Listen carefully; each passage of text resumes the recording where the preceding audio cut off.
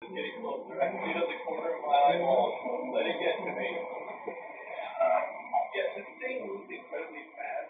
And of course, now at the end of the station, people in the system put it getting at the statue in order to clean up its containment.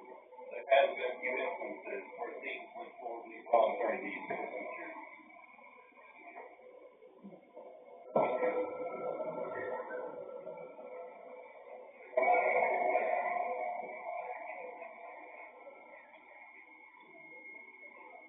Honestly, a very iconic creature, but it's nowhere near as terrifying as SCP-096, the Shy Guy.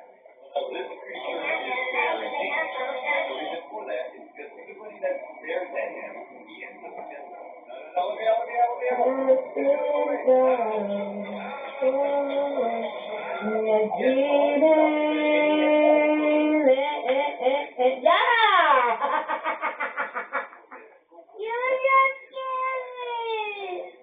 Di ka dito kinakain mo lakos!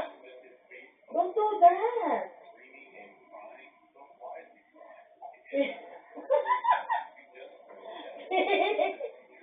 Dili CCTV, dali!